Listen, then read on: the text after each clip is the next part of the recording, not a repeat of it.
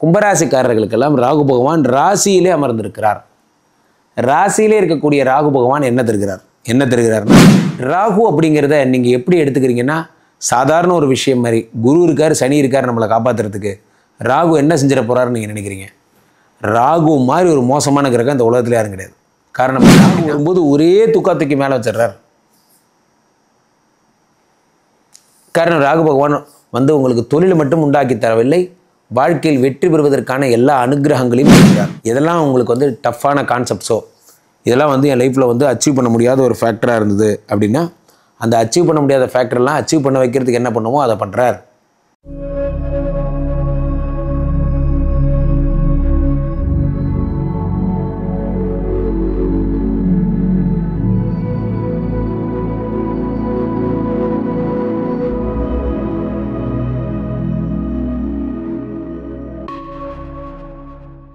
உலகெங்கிலும் இருக்கும் ஆன்மீக பரிகார நேயர்கள் அனைவருக்கும் வணக்கம். நான் உங்கள் ராம்ஜி. கும்பராசிக்கா வந்துட்டீங்களா? எனக்கு தெரியும் நீங்கள் வெயிட்டிங்கில் இருக்கீங்கன்னு எனக்கு தெரியும்.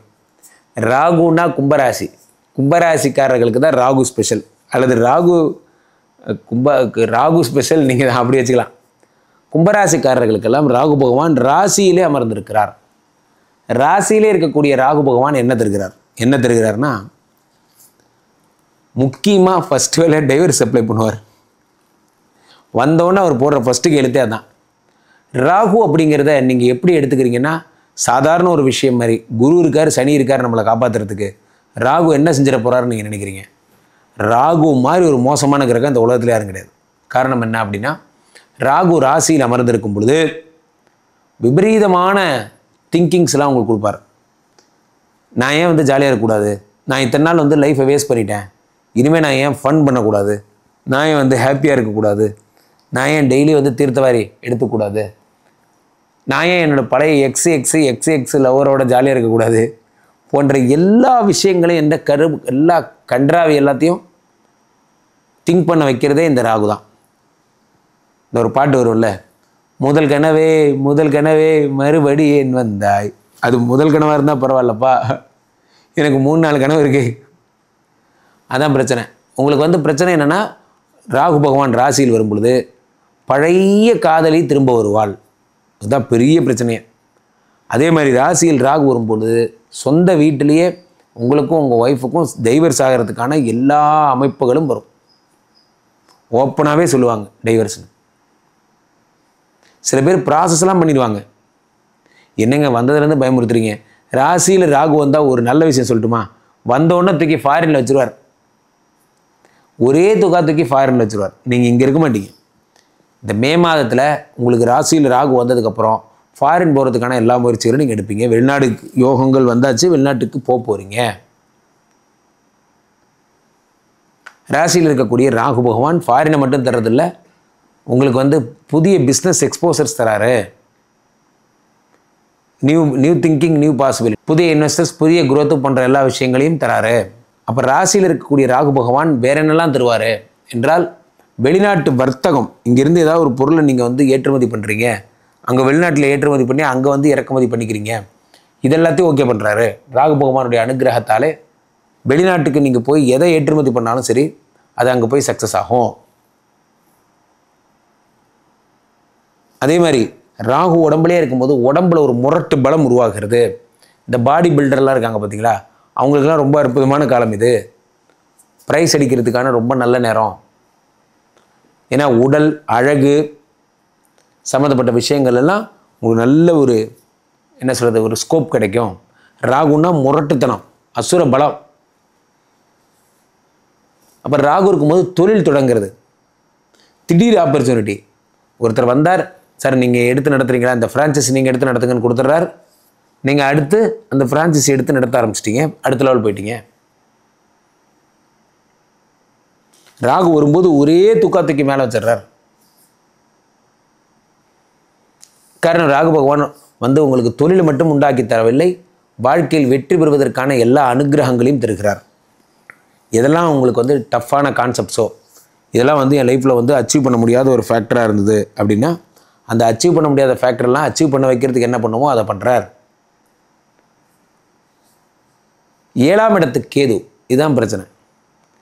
எப்பயுமே ராகுவை கொடுக்கறதாவும் கேதுவை கெடுக்கிறதாவும் கற்பனை பண்ணிக்கோங்க. 7ஆம் இடத்துல இருக்கக்கூடிய கேது பகவான் என்ன தருகிறார்னா, குடும்ப வாழ்க்கையில் குழப்பங்கள், வெளிநாட்டு வேலைகளில் குழப்பங்கள் போன்றவற்றை உண்டாக்குகிறார். எனக்கு சொல்லிட்டு வந்த வேலை வேற குருஜி, ஆனால் அவங்க எனக்கு கொடுத்த வேலை வேற. டிசைனர் வேலைன்னு சொல்லி கூப்பிட்டு வந்தாங்க, இங்கே வந்து ரிசப்ஷனில் போட்டிருக்காங்க, இப்படியாக்கும் அப்படியாக்கும். அந்த மாதிரிலாம் உங்களுக்கு வந்து என்ன ஆகிடுது, கொடுக்கப்படுற வேலை வேற, நீங்கள் இருக்கின்ற வேலை வேற. இதான் உங்கள் லைஃப்பில் இருக்க பெரிய ப்ராப்ளமே இதுதான். அப்போ இங்கே வெளிநாட்டுக்கு பணம் கட்டி போகிறத நீங்கள் நம்பி போகக்கூடாது. கும்பராசிக்காரர்கள் யாராவது பணம் கட்டி போகிறீங்கன்னா, இங்கே வேலை வாங்கி தரேன்னு சொன்னார் சார், அதாவது சார் ஏஜென்ட் சார், அதெல்லாம் நம்பி நீங்கள் போகக்கூடாது. போனீங்கன்னா இருக்கிற பணமும் வேஸ்ட் ஆகிடும். கும்பராசிக்காரர்களுக்கு மிக பயங்கரமான ஒரு விஷயமே ராசியில் வரக்கூடிய ராகு தான். மது பழக்கங்கள், வேறு ஏதாவது சிற்றின்ப பழக்கங்கள், புகைப்பிடிக்கிற பழக்கம், எந்த பழக்கம் இருந்தாலும் சரி, ஒரே வார்த்தை தான் சொல்லுவேன், நீங்களே ஓடி போய் லிவர் ஹாஸ்பிட்டலில் படுத்துங்க. உங்களை காப்பாற்றுறது ரொம்ப கஷ்டம். ஏன்னா என்னாகும், ராசியில் இருக்கின்ற ராகு உங்களை டெட் எண்டு கூட்டு விடுவார். ஒரு சர்ஜரி பண்ணிட்டு தான் விடுவார். ராகுனா கத்தி வைக்கிறது. உடம்புல ராகு வந்தால் கத்தி வச்சே தீர்வார். அப்போ ரொம்ப ஜாக்கிரதையாக இருக்கணும். அந்த பழக்கங்கள் இருந்தால் அந்த பழக்கங்கள்லாம் நீங்கள் விட்டுறணும். கும்பராசிக்காரர்கள் சகல ஜாக்கிரதையுடன் ஒரு எரிமலைக்கு அடியிலே உறங்குபவனை போகிற மிகவும் விழிப்புடனும் ஆரோக்கியத்துடன் இருக்கணும். சார் ஒரு விஷயம் சார், ஒரு ஜென் குரு இருந்தார். அந்த குருகிட்ட ஒரு பையன் வந்து கேட்குறான், குருவே விதிக்கும் மதிக்கும் என்ன வித்தியாசம்னு. அப்போ அந்த குரு சொல்கிறார், உனது ஒரு காலை தூக்குன்னு தூக்கிட்டார், இன்னொரு காலையும் தூக்குனார். அது எப்படி குருஜி தூக்க முடியும், ஒரு காலை தான் தூக்கியிருக்கேனார். ஒரு காலை தூக்க முடிஞ்சதில்லை, இதுதான் மதி. நீயே நினைச்சாலும் இன்னொரு காலை தூக்க முடியல பற்றியா, அதுதான் விதி அப்படின்னார். அந்த மாதிரி 7ஆம் வீட்டில் குரு பகவான் ராகு பகவான் வரும் பொழுது எவ்வளோ தூரம் டாக்டிஸாக நீங்கள் வீட்டை ஃபேமிலி ரன் பண்ணிக்கிறீங்களோ அது உங்கள் மதி. என்ன தான் பண்ணாலும் ராகு உடம்புல இருக்கிறதுனால உங்களுக்கும் ஒரு டெம்டேஷனை க்ரியேட் பண்ணி சண்டை போடக்கூடாதுன்னு நான் நினச்சேன். பேச்சு முத்தி போய் சண்டையாக மாறிடுச்சு. கடைசியாக ஒரு கட்டத்தில் நான் அவனும் டைவர்ஸ்னு சொல்ல வேண்டியதாக போச்சு, நானும் டைவர்ஸ்னு சொல்ல வேண்டியதாக போச்சு. ஆனால் 2 பேருமே மனசு தெரிஞ்சு சொல்லலை. அந்த வார்த்தை வாயிலேருந்து தான் வந்ததே தவிர மனசுலேருந்து வரல. டைவர்ஸுங்கிற வார்த்தை மனசுலேருந்து வரல என்பதாக தான் உங்களுக்கு வந்து இந்த பலன்கள் இருக்கும். ஸோ அப்போ அந்த மனசுலேருந்து வாயிலேருந்து கூட வராத மாதிரி நீங்கள் ரொம்ப ஜாக்கிரதையாக பார்த்துக்கோங்க. கீழே போயிட்டுருக்க இந்த 2 நம்பரை கூப்பிடுங்க. உங்களோட சொந்த ஜாதகத்தை பார்த்துக் கொள்ளுங்கள். உலக புகழ் வாய்ந்த நமது ஸ்ரீமடம் இந்தியா இப்பொழுது ஸ்ரீமடம் மலேசியாவிலும் ஸ்தாபிக்கப்பட்டிருக்கிறது. மலேசியாவில் இருப்பவர்கள் நேரடியாக என்னை சந்திக்கலாம். டைரக்ட் கன்சல்டேஷன் எடுத்துக்கோங்க. வார வாரம் உங்களை சந்திக்கிறேன். மீண்டும் ஒரு நல்ல பதிவில் சந்திப்போம். நன்றி, வணக்கம்.